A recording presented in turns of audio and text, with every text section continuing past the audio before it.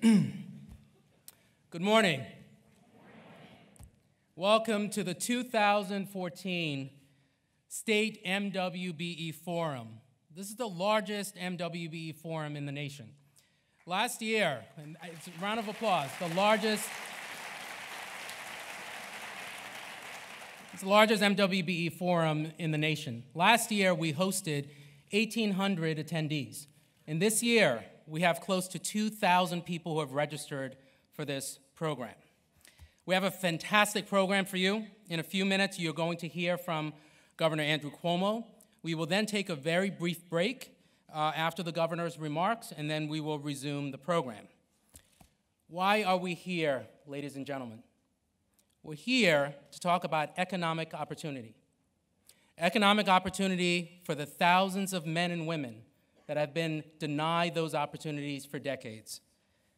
We have made significant strides.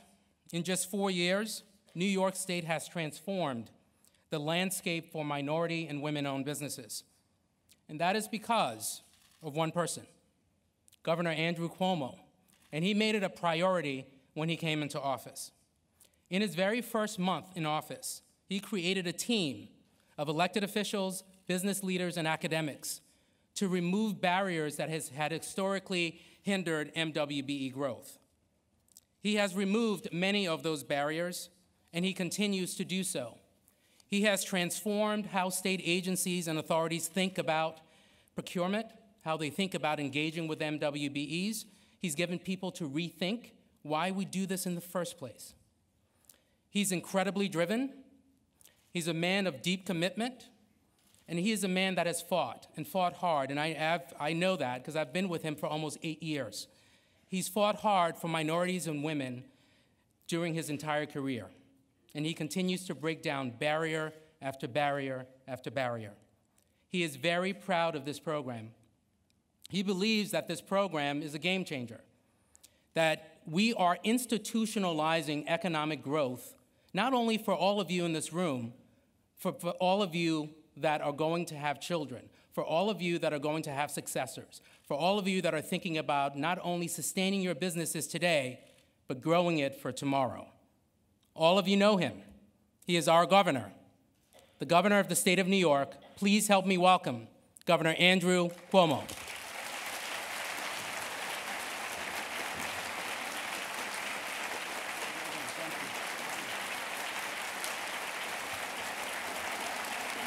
Thank you. Thank you. Thank you. Thank you very much. Exciting day. It's my pleasure to be here. Long time in coming. This conference has been planned for months, and it's come together extraordinarily well. And let's give a round of applause to Alfonso David and Mecca Santana for her great work in making this happen.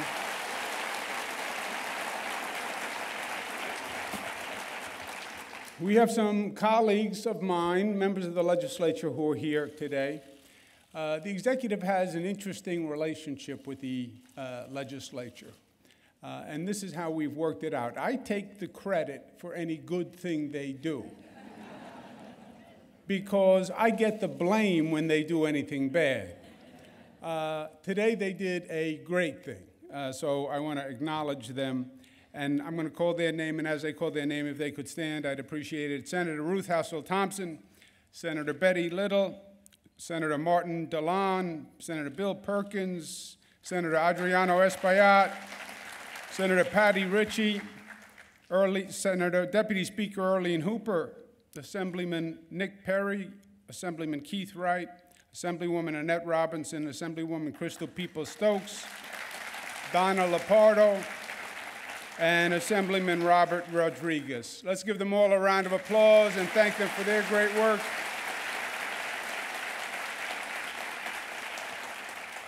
I have a number of members of my administration who are here, commissioners who have worked very, very hard all year long to make these goals a reality, and let's give them a round of applause.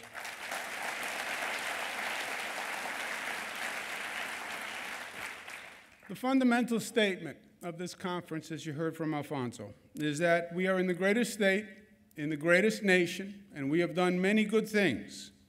but we still have more to do.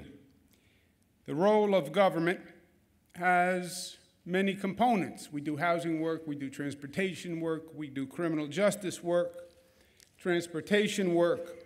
But the basis of progressive government actually rests on a few simple but profound principles. And one of them is the concept of justice.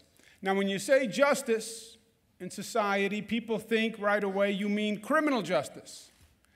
And this nation knows how to do criminal justice, and it does it very, very well. Some would say too well. We lock up more people in prison cells than any industrialized nation on the globe. That's what we do in this country. My opinion is we have to do a better job of preventing incarceration because it's a waste of our most precious commodity, which is our human capital. I would rather be paying $30,000 per year for a college education than $30,000 per year for a prison cell.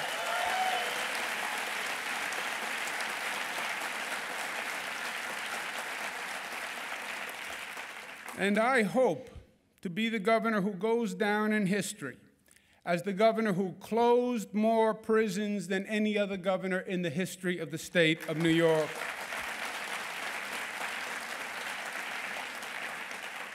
But there is a deeper form of justice, the form of justice that Martin Luther King spoke to, and LBJ spoke to, and JFK spoke to, the concept of social justice, and racial justice, and economic justice. And the truth is that we have not yet become a just society by that basis. Discrimination and racism are alive and well in America today. People don't like to say it, and they don't like to admit it. But I believe you will never solve a problem that you deny. And the admission is the first step towards the solution.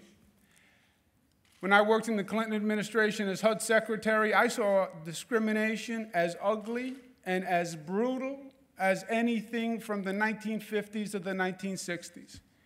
I did hundreds of anti-discrimination cases. We sued the Ku Klux Klan down south because there was a biracial family, and they had a biracial daughter, and the Ku Klux Klan was harassing them because they wanted to make sure everybody in town knew that the young lady was biracial.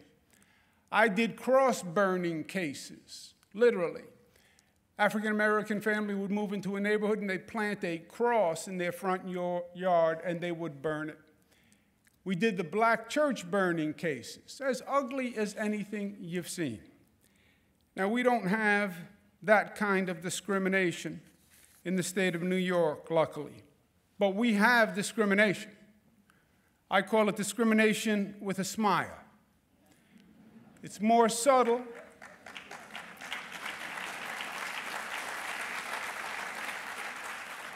It's more subtle, but it's just as insidious. It's the landlord who says the apartment's not available, but really he means it's not available to you. It's the banker who says you don't meet the qualifications, but the banker really looked at the color box more than the numbers that were on the form. It's the employer who says you don't get the promotion, but is looking at the color of the skin and not the content of your character. It is the community that puts zoning in place because they don't want affordable housing coming into their community, and they don't want the people who come along with the affordable housing in their community. That is discrimination, and it exists today, and it is alive and well, and it is illegal, my friends. And we have to have the same strength and determination in enforcing those laws as we do the criminal justice laws and the anti-drug laws, etc.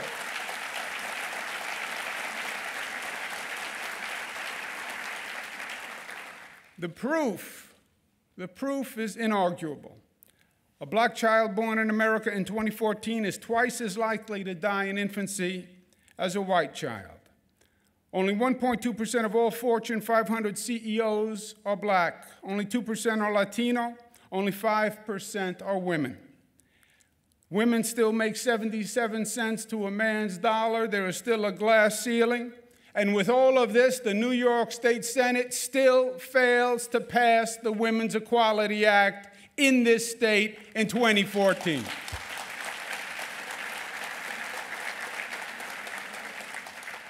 Government has an affirmative obligation and role to right these wrongs. That's why we have a $1 billion affordable housing program. That's why we raise the minimum wage. That's why we fight illegal discrimination. That's why we demand performance from our education system, because there is no system better to lift up people than an effective, functioning, performing education system. But one of the most effective programs is the MWBE program. And Alfonso is exactly right. It's been a priority of mine from day one. Why the MWBE program? Same reason when Willie Sutton was asked, why do you rob banks? Because that's where the money is.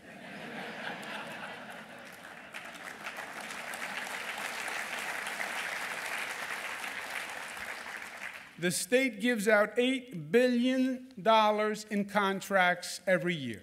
$8 billion. That's a lot of zeros, my friends. So first, we worked hard to fix the MWBE program, our Bridge to Success program, mentoring, easing the bonding requirements, certifying more companies than ever before, all have made the program a better program. But the bottom line with MWBE is the bottom line. And there are really two questions that matter. First, what is the goal set for the MWBE program? And second, what has actually been achieved? Now, for many years, the MWBE program lied dormant because governors didn't think it was a priority. But then Governor David Paterson took office, and he understood what the MWBE program could do. The goal was 5% when Governor Paterson took office. And Governor Paterson said, I'm going to double the goal and go from 5% to 10%. And he should be applauded for it.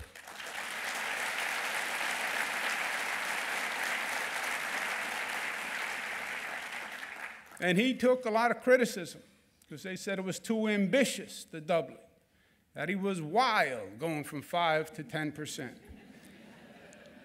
And then I came into office. And I said, well, if David's wild, I want to be wild too.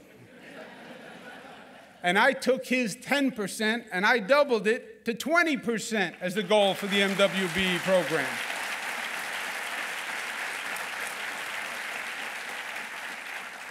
Well, you know what happened? We actually exceeded the goal of 20%, and we have hit 25% of all state contracts go to MWBE contractors. That is $2 billion.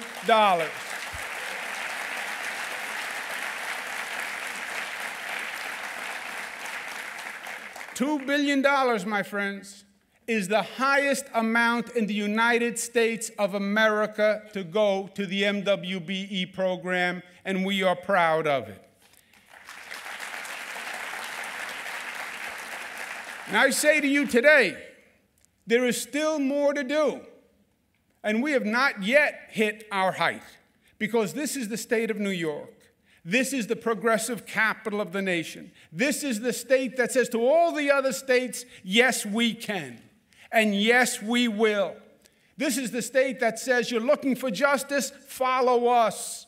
You're looking for equal opportunity, follow us. You want to see how strong you can be as a community? Follow us. We are the state of New York. We will set the bar high, and we will meet that bar and then encourage all others to join with us. We believe in taking this state to a higher place and a better place, and I say today we're going to announce a goal of 30%, the highest in the United States, and we're going to tell the other states, you follow us. Because we can do this, and we can bring opportunity to people all across this state.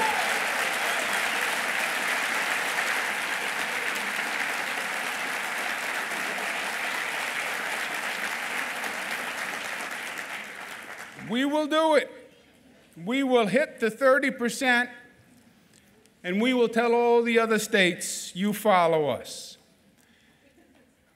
In closing, my friends, in the harbor in New York City stands the Statue of Liberty. And really, that statue says it all. It says opportunity for all. That is the promise. Not opportunity for some, opportunity for all. Doesn't matter what the color of your skin, what religion, what race, how much money you have in your pocket, what stock you come from, what zip code you live in. Opportunity for all. That's the promise that this state holds for this nation. Langston Hughes said, let America be America again. I say, let New York lead the way. Thank you, and God bless you.